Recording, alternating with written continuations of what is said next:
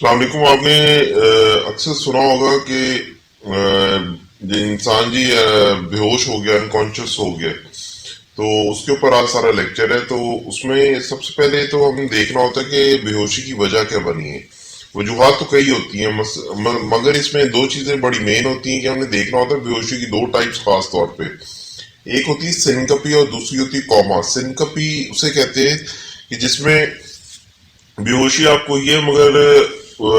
Serious اتنی نہیں ہے، لائف تھریٹننگ نہیں ہے، یعنی کہ اس میں موت ہونے کا مسئلہ کم ہے، مگر ریکوری ہو سکتی ہے. کوما وہ حصہ ہوتا ہے بے ہوشی کا جو کہ ریکوری کی طرف لانا پیشنٹ کو اتنا آسان نہیں ہوتا، اور وہ واقعی موت کی طرف مریض کو لے جا سکتی ہے. مگر زیادہ تر جو بے ہوش ہوتا ہے مریض، اس میں زیادہ تر جو کیسز ہوتے ہیں سنکپی کے ہوتے ہیں. مگر اگر ٹریٹمنٹ نہ دی جائے، بر وقت اس کی ٹریٹمنٹ نہ کی جائے، تدارک نہ کیا جائے، تو ڈیتھ بھی ہو سکتی ہے. اس میں سب سے پہلی چیز آپ نے دیکھی ہوگی، جو سب سے زیادہ سٹریس ہوتا ہے، یعنی کہ سب سے زیادہ ٹینشن پریشانی جب بہت زیادہ لاحق ہو جائے، یا بہت یعنی کہ جن کے اندر اعصابی کمزوری ہوتی ہے، جو بیچارے ایموشنلی کمزور ہوتے ہیں، ان کے اندر یہ معاملات بہت زیادہ دیکھا گیا کہ سڈن سٹریس ملے یا ایک دم کوئی پریشانی ہو تو ان کا بلڈ پریشر ایک دم گرتا ہے. بلڈ پریشر گرنے کی وجہ سے خون کی جو رسد، یہ سپلائی دماغ کی طرف جا رہی ہوتی ہے، وہ افیکٹ ہو جاتی ہے، اس میں رکاوٹ آ جاتی ہے، جس کی وجہ سے تھوڑی دیر کے لیے جو پیشنٹ ہے وہ بے ہوش ہو جاتا ہے. مگر اس میں پیشنٹ ریکور جلدی کر جاتا ہے. مگر اگر کوئی کارڈک پیشنٹ ہو پہلے سے ہی، اور اس کو پہلے سے کوئی دمے کا مسئلہ ہو، یا پہلے سے ہی اسے کوئی اور امراض چل رہے ہو، تب یہ معاملہ جو ہے ذرا سیریس ہو سکتا ہے. اگلا جو وجہ ہو سکتی ہے وہ ہارٹ اٹیک ہے، کارڈک اریسٹ ہے. اب کارڈک اریسٹ جو ہے، یہ ان میں بھی وجوہات ہوتی ہیں کہ پیشنٹ بے ہوش تو ہوا ہے، مگر مثلاً آپ کے دل نے دھڑکنا بند کر دیا ہے، یا دل کے ردم میں کوئی مسئلہ ہے جس کی وجہ سے وینٹریکولر فیبریلیشن ہو گئی ہے. وینٹریکولر فیبریلیشن کہتے ہیں کہ دل کا ایک خاص ردم ہوتا ہے جس میں پہلے دل کے ٹوٹل 4 چیمبرز ہوتے ہیں، 2 اوپر والے 2 نیچے والے. اوپر والوں کو ایٹریا کہتے ہیں، نیچے والوں کو وینٹریکل کہتے ہیں. اب ہوتا یہ ہے کہ اوپر والے جو چیمبر ہوتے ہیں وہ پہلے کنٹریکشن کرتے ہیں، دباتے ہیں،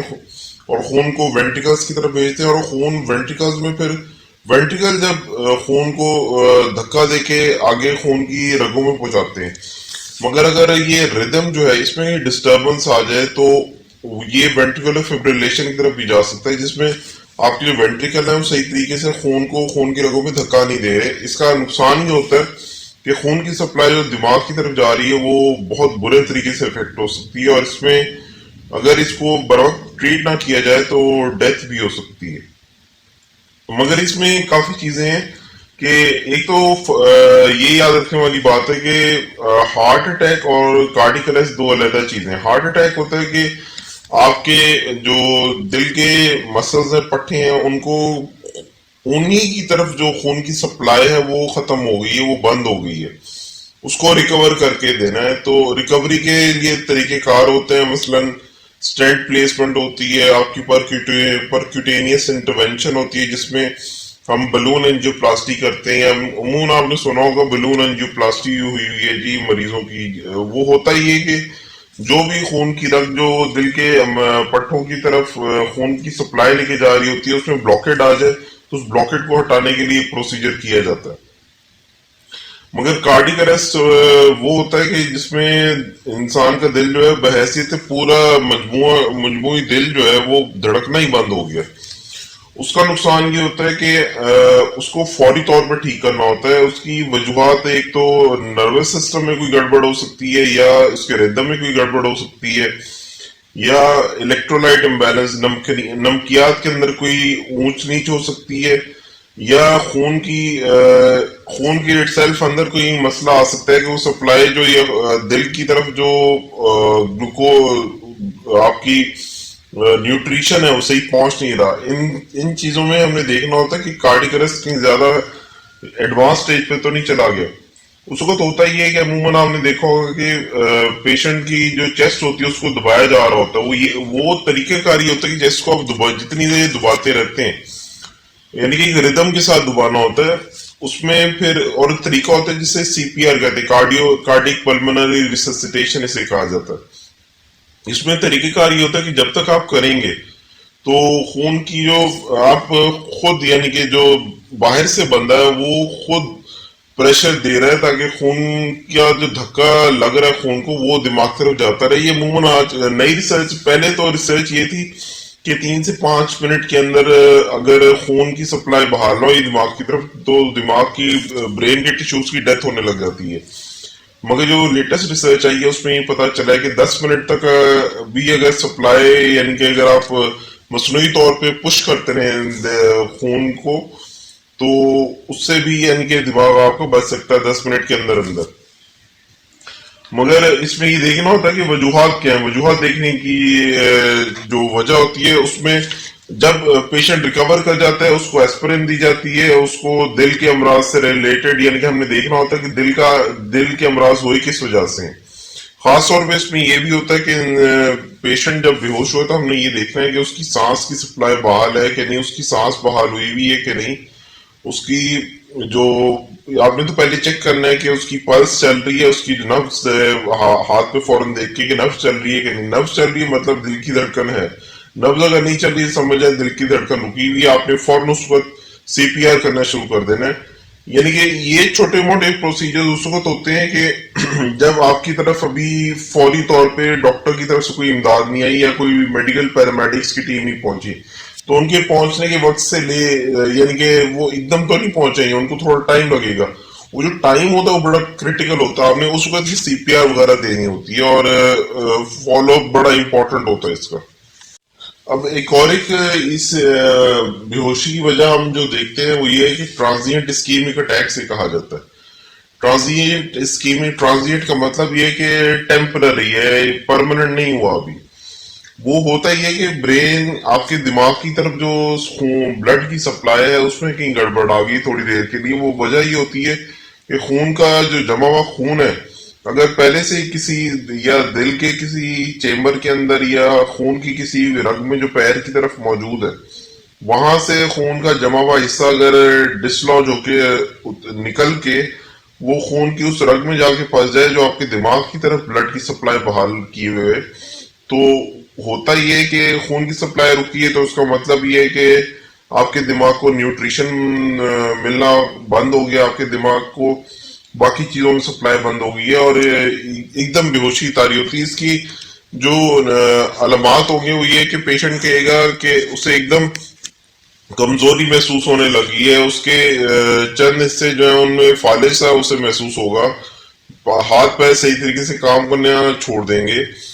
اور عموماً یہ جسم کے آدھے حصے پہ افیکٹ کرتا ہے، ایک دم پورے دماغ کے اوپر اثر نہیں کرتا. جو زبان ہوگی وہ لڑکھڑانے لگ جائے گی اور عموماً دکھنا پیشنٹ کو بند ہو جائے گا. یہ عموماً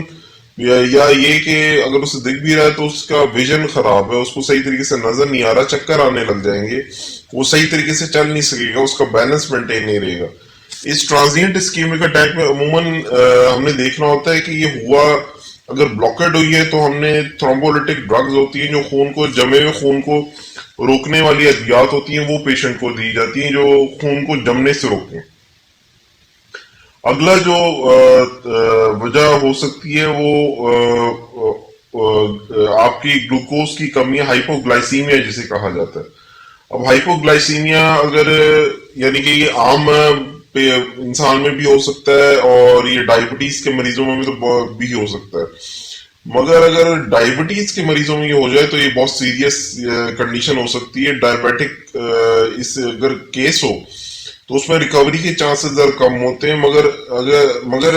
اس کو پک کرنا ذرا آسان ہوتا ہے. آپ خون کا سیمپل لیں گے، اس سے بلڈ شوگر چیک کریں گے، بلڈ شوگر اگر آپ کی بالکل کم آئی تو آپ نے ڈرپ جو ہے ڈیکسٹروز کی ڈرپ ہوتی ہے جو بلڈ شوگر ہوتی ہے اس کی ڈرپ آپ نے پیشنٹ کو چلا دینی ہوتی ہے اور اس سے ریکوری جلدی ہو جاتی ہے اس میں.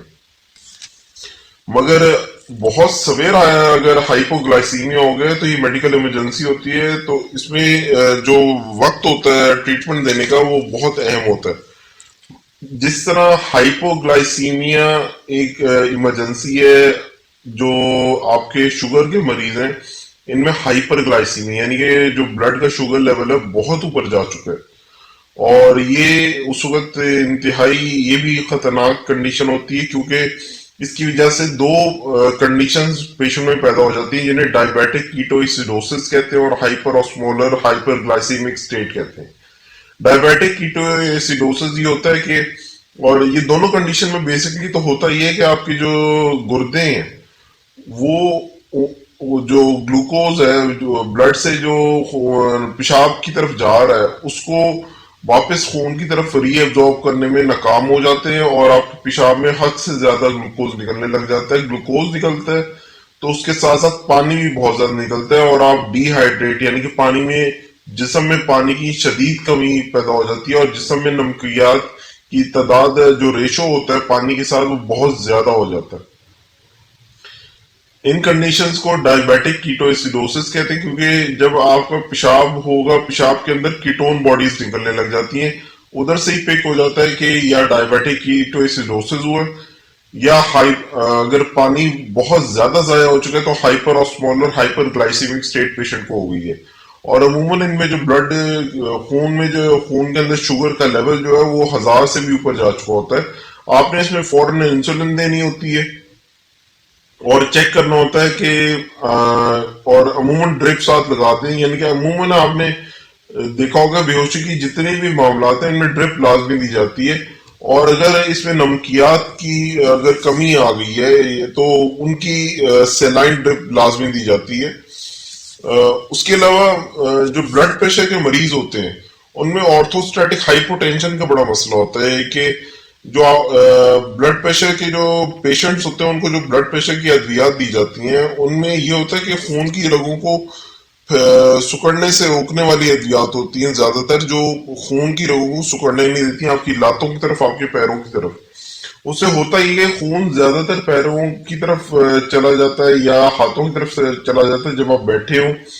یا جب آپ لیٹے ہوئے ہوں۔ اس سے ہوتا کہ جب آپ فوراً کھڑے ہوتے ہیں یا ایک دم بیٹھتے ہیں اور لیٹنے کی پوزیشن سے بیٹھیں گے یا کھڑے ہوں گے تو آپ کا جو خون کی سپلائی ہے وہ فوراً زیادہ تر خون کھینچے گا پیروں کی طرف یا ہاتھوں کی طرف، تو اس کا نقصان یہ کہ آپ کے برین کی طرف آپ کے دماغ کی طرف خون کی سپلائی پوری نہیں جا رہی۔ اس کی وجہ سے تھوڑی دیر کے لیے چکر آتے ہیں، بے ہوشی تھوڑی دیر کے لیے ہوتی ہے، مگر جیسے ہی پیشنٹ کو آپ واپس لٹا دیں گے فوراً تو اس میں ریکوری جلدی ہو جائے گی۔ اس کے علاوہ سب سے جو مین چیز ہمیں اس میں آتی ہے وہ اینافائلیکٹک ریئیکشن ہے۔ یہ واقعی ایک بہت خطرناک ایمرجنسی ہوتی ہے۔ اس میں ہوتا یہ ہے کہ آپ کو فرض کریں، آپ نے اکثر سنا ہوگا کہ جی ڈاکٹر کی نااہلی کی وجہ سے مریض کی اموات ہو گئی یا ڈیتھ ہو گئی، اس کی وجہ ڈاکٹر نہیں ہوتی، اس میں غلطی یہ ہوتی ہے کسی سے بھی ہو سکتی ہے۔ یہ ہوتا یہ ہے کہ آپ کو کوئی ایسی دوائی دی گئی ہے یا کوئی ایسی آپ نے چیز کھا لی ہے یا آپ کو انجیکٹ ہو گئی ہے جو عام طور پہ ہر جسم ایک جیسا نہیں ہوتا، ہر جسم کا جو ریئیکشن ہوتا ہے اس دوائی کے بدلے یا اس ڈرگ کے ریئیکشن میں وہ فرق ہوتا ہے۔ مگر کچھ مریض ایسے ہوتے ہیں جن کا جو اپنی امیونٹی یا قوت مدافعت ہے وہ اوور ریئیکٹ کر جاتی ہے، یعنی کہ آپ کی قوت مدافعت اگر اوور ریئیکٹ کر جائے، امیونٹی اوور ریئیکٹ کر جائے تو بڑے سپیڈ سے کیمیکلز آپ کے جسم کے اندر نکلتے ہیں جن کی وجہ سے سارے جو پیروں کی طرف ہاتھوں کی طرف جسم کے باقی حصوں میں جو خون کی رگ ہے وہ وینز پھیلنے لگ جاتی ہیں۔ عام طور پہ سکڑی بھی ہوتی ہے مگر وہ پھیل جاتی، ساری پھیل جاتی۔ اس کا نقصان کیا ہوتا ہے؟ خون کا بہاؤ جتنا دماغ کی طرف ہوتا ہے وہ سارا نکل کے دل کی طرف سے بھی نکل کے وہ پیروں کی طرف ہاتھوں کی طرف چلا جاتا ہے، اور اس میں خطرہ یہ ہوتا ہے کہ حد سے زیادہ یعنی کہ خون آپ کا پیروں کی طرف زیادہ تر چلا جائے گا، اور آپ کا جو خون کی سپلائی برین کی طرف ہے وہ بہت کم ہو جائے گی، اور اس حد تک کم ہو جاتی ہے کہ اس میں سڈن ڈیتھ کا چانس بہت زیادہ ہوتا ہے۔ اس کا حل یہ ہے کہ آپ نے یہ کیمیکل ہے ایپینیفرین، وہ دیا جاتا ہے تاکہ بلڈ پریشر فوری طور پہ بحال کیا جائے، اور جو الرجک ریئیکشن ہوا، یہ الرجی کا بہت ایکسٹریم ریئیکشن ہوتا ہے جسے اینافائلیکٹک ریئیکشن کہتے ہیں، اینافائلیکٹک شاک کہتے ہیں، اور آپ نے عموماً سنا ہوگا ایویل کا انجیکشن بھی دیا جاتا ہے. ایویل بھی یہی ہے کہ وہ کوئی بھی ایسی ادویات جو کہ آپ کو اسٹیرائڈز ہو گئے یا بیٹا ایگنسٹ ہو گئے یعنی کہ آپ کے بلڈ پریشر کو بڑھا رہے یا اینٹی ہسٹامینز ہو گئی اور اس طرح کی ادویات دی جاتی ہیں جو آپ کی اسٹیرائڈز ہو گئے جو آپ کی قوت مدافعت سے مقابلہ کریں اور آپ کے بلڈ پریشر جو سڈن بہت خطرناک حد سے نیچے گر گیا ہے اس کو ریکوری کی طرف لے کے آئیں. مگر جو پیشنٹ بیٹا بلاکر لے رہے ہوتے ہیں ان میں عموماً اس چیز کا دھیان رکھا جاتا ہے کہ ہاں آپ نے دیکھنا ہے کہ پیشنٹ نے پہلے کوئی اور ادویات تو نہیں لے رہا. اس کے علاوہ آپ کے جسم میں نمکیات کا امبیلنس ہو جائے. آپ کا جو دماغ ہوتا ہے اور آپ کی جو نروس سسٹم ہوتا ہے جو دماغ کا سسٹم ہوتا ہے جو نسیں ہوتی ہیں جو ہاتھوں پیروں کی طرف آ رہی ہوتی ہے دل کی طرف آ رہی ہوتی ہے. دل کا کنٹرول بھی دماغ سنبھال رہا ہوتا ہے. اس کا برین سٹیم کا ایریا ہوتا ہے جو بیسکلی اس کی دھڑکن کو کنٹرول کر رہا ہوتا ہے. اب اگر دماغ کی ورکنگ میں ہی گڑبڑ آ گئی تو آٹومیٹک آپ کے باقی جو سسٹم ہے سانس لینے کا کنٹرول ہے جو کہ دماغ آپ کا کنٹرول کر رہا ہوتا ہے فرینک نرو جاری ہوتی ہے. وہ جو نروس کی جو الیکٹریکل کنڈکشن ہوتی ہے اور وہ بیسکلی نمکیات کے بیلنس کی وجہ سے مینٹین رہتی ہے. اس میں عموماً سوڈیم اور پوٹیشیم کا بیلنس ہوتا ہے جو کہ بہت اہم ہوتا ہے دیکھنا. مگر اگر آپ کو ڈائریا ہو جائے اور بہت زیادہ ڈائریا ہو جائے آپ کے گردے کی بہت کوئی ایکسٹریم مسئلہ ہو جائے یا آپ کو حد سے زیادہ الٹی آنے لگ جائیں تو ان ساری کنڈیشنز کے اندر آپ کے جسم میں نمکیات کا امبیلنس کریٹ ہونے کا چانس ہوتا ہے. آپ نے اکثر سنا ہوگا کہ جی بہت زیادہ 3-4 دن سے اسے بلکہ کبھی کبھار تو ہوتا ہے کہ دن میں اتنے زیادہ اگر پیشنٹ کو ڈائریا کی ایپیسوڈز ہو جائیں یا سڈن الٹیاں اتنی زیادہ آ جائیں تو پیشنٹ اس کے بعد بے ہوش ہو جاتا ہے. اس میں یہ دیکھنا ہوتا ہے کہ وجہ کیا بنی تھی بے ہوشی کی. اگر الیکٹرولائٹ کا ہے تو آپ نے سیلائن کی ڈرپ دے دینی ہوتی ہے یعنی کہ آپ نے وہ جو نمکیات کی کمی آئی ہے ان کو پورا کر دینا. آپ وہ پورا کریں گے اس کے ساتھ ساتھ جو انفیکشن ہوا ہے گیسٹرونٹرائٹس کے اندر عموماً دیکھا گیا کہ ڈائریا ہوا کس وجہ سے. گیسٹرونٹرائٹس عموماً دیکھا گیا جو کاز ہوتی ہے وہ ہوتی ہے کہ آپ کی آنتوں کا یا میدے کے اندر انفیکشن ہو گیا اور اگر الٹی آ رہی ہیں ساتھ ساتھ الٹی روکنے کی ادویات بھی انٹراوینس یعنی خون کے اندر ڈائریکٹلی دی جاتی ہیں. اسی طرح آپ کا جسم کے اندر خون کی خاص تعداد ہوتی ہے خاص والیوم ہوتا ہے عموماً 5 لیٹر کے آس پاس اراؤنڈ اباؤٹ ہے. ایگزیکٹ نہیں ہوتا ہر جسم کے اندر فرق ہوتی ہے ٹوٹل تعداد مگر عموماً 5 لیٹر کے اراؤنڈ اباؤٹ دیکھا گیا. مگر اگر آپ کے جسم کے اندر خون کا والیوم ہی کم ہو جائے یعنی کہ جو پانی خون کا زیادہ تر حصہ پانی ہوتا ہے اگر پانی کا ہی لاس ہو جائے یہی ڈائریا کی وجہ سے تو یا الٹیوں کی وجہ سے تو وہ بہت یا آپ کو کہیں آپ نے دیکھا ہوگا پیشنٹس کو گولی لگی. یاد رکھیں گولی ڈائریکٹ لگنے سے ایک تو سڈن ڈیتھ نہیں ہوتی مگر جو بلڈ لاس ہو گیا اس کا بلڈ لاس سے والیوم لاس ہو گیا خون کی طرف جو والیوم آنا ہے وہ دل کی طرف نہیں آ رہا اور پھر دل آگے اسے پمپ نہیں کر سک رہا کیونکہ خون اتنا بچا ہی نہیں ہے یا خون کے اندر پانی اتنا رہا ہی نہیں ہے. تو یہ بھی ڈینجرس ہوتا ہے. اس میں یا انٹرنل بلیڈنگ آپ کو ہوگی اس کی وجہ سے یہ معاملات بہت خطرناک حد تک جا سکتے ہیں. تو اس میں عموماً ہمیں والیوم ریپلیسمنٹ کرنی ہوتی ہے یعنی کہ آپ نے وہی ڈرپ لگا دی والیوم پیشنٹ کا واپس بحال کیا اور چیک کرنا ہے کہ خون کا لیول خون میں ہیموگلوبن کا لیول کیا ہے اس وقت پیشنٹ کا. اسی طرح آپ نے اکثر سنا ہوگا کہ جی پیشنٹ کو بہت دیر سے بلڈ پریشر تھا تو اس کی دماغ کی رگ پھٹ گئی تھی. تو اگر دماغ کی رگ پھٹ جائے تو اس سے ہوتا کیا ہے کہ خون جو ہے وہ دماغ کے اندر جو رگ پھٹی ہے اس جگہ پہ خون جمع ہونا شروع ہوتا ہے ایک بہت بڑا لوتھڑا بنا دیتا ہے اور اپنے ارد گرد کے دماغ کے حصوں کو دبانا شروع کر دیتا ہے. اور یاد رکھیے دماغ انتہائی نازک حصہ ہوتا ہے اگر اس کو ہلکی سی بھی دب پڑ جائے تو اپنا کام کرنا چھوڑ دیتا ہے. اب دماغ کا وہ کسی بھی حصے پہ جدھر بھی دب پڑی ہے جدھر بھی پریشر پڑا دماغ کے حصے کے اوپر وہ حصہ جسم کے جس حصے کو کنٹرول کر رہا ہوگا اپنے الیکٹریکل اسٹیمولیشن کے ذریعے وہ حصہ جسم کا کام کرنا چھوڑ دے گا. اور اس میں بھی سڈن یہ ڈیتھ بھی ہو سکتی ہے، کیونکہ اگر ریکور نہ ہوا، اور یہ واقعی بہت ڈینجرس سچویشن ہوتی ہے، مگر یہ ایک دم نہیں ہوتا. یہ عموماً جو شوگر کے پیشنٹ ہوتے ہیں، یا جن کو بہت زیادہ ان کنٹرول بلڈ پریشر ہوا ہو، جن کا بلڈ پریشر کنٹرول میں نہیں آ رہا، یہ عموماً ان کے ساتھ دیکھا گیا. اس میں سب سے پہلے ہم نے کرنا ہوتا ہے کہ بلڈ پریشر کنٹرول میں آئے. اور عموماً اس طرح کے پیشنٹ جب بے ہوشی کی طرف جاتے ہیں تو زیادہ تر ان کو ریکور کرنا اتنا آسان نہیں ہوتا. اسی طرح کوئی آپ کا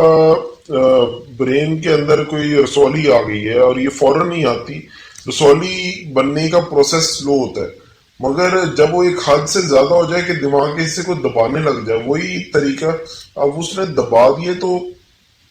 پیشنٹ کو شدید درد ہوگی سر میں، یا نیند نہیں پوری کر سکے گا. عموماً سر درد، شدید سر درد کی شکایت کرے گا. اور یہ عموماً اس کی